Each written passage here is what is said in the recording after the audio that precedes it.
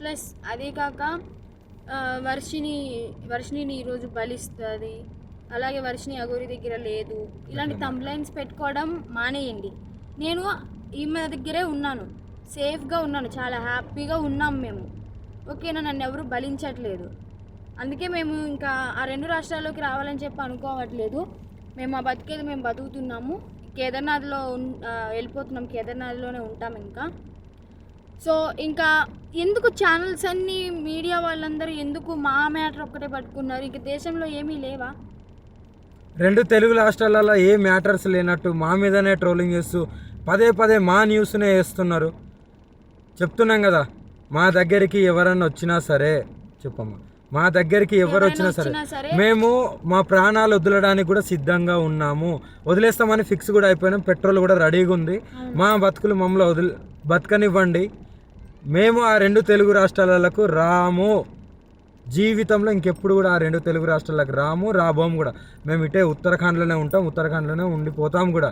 ఒకవేళ మమ్మల్ని విడదీయాలి అని చూసే వాళ్ళకి ఒక్కటే చెప్తున్నాము, మీకు మా ప్రాణాలు పోవడమే కావాలి అంటే ప్రజలకు కానీ ఎవరికైనా కానీ, రాజకీయ వాళ్ళకి కానీ, ఇప్పుడు కేసులు పెట్టిన వాళ్ళకి కానీ మా ప్రాణాలే కావాలి అంటే చెప్పండి, మేము ఇవ్వడానికి చేసుకోవడానికి సిద్ధంగా ఉన్నాము. 100% కాళీమాత మీద ఒట్టు ప్రాణదానం చేసుకోవడానికి కూడా ఉన్నాం.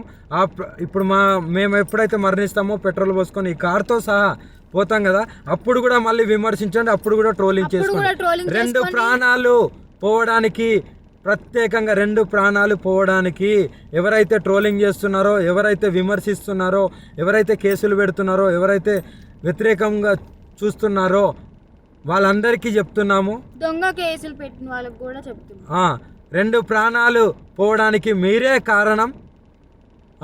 మీకు మా ప్రాణాలు పోతే మీకు ఆనందం అనిపిస్తుంది అంటే దానికి కూడా మేము సిద్ధంగా ఉన్నాము. త్వరలోనే ప్రాణాలు కూడా వదిలిపోతాం. ఎవరైనా మమ్మల్ని పట్టుకోవడానికి వచ్చినా, మా దగ్గరికి వచ్చినా సరే మా ప్రాణాలు వదలడానికి సిద్ధం. అలాగే అసత్య వాక్యాలు చేసేవాళ్ళు కూడా చెప్తున్నాము, ఇది ఆపితే బాగుంటుంది, ట్రోలింగ్స్ కూడా ఆపితే బాగుంటుంది. నేను ఈమె దగ్గర సేఫ్గా ఉన్నాను, మా బతుకు మమ్మల్ని బతకనివ్వండి. మేము బతుకుతున్నాం కదా, మేము మీ రాష్ట్రాలలో కూడా రాము కదా, ఎందుకు మమ్మల్ని బతకనియట్లేదు మీరు? 2 ప్రాణాలు కోల్పోతున్నారు, చూసుకోండి, జాగ్రత్త. రేపటి రోజున మీ ఇంట్లో వాళ్ళు కూడా ఉంటారు. మీడియాలో ఇంకా ఘోరంగా మా గురించి ఏదన్నా వస్తే మేము ప్రాణదహనం అయితే చేసేస్తాము.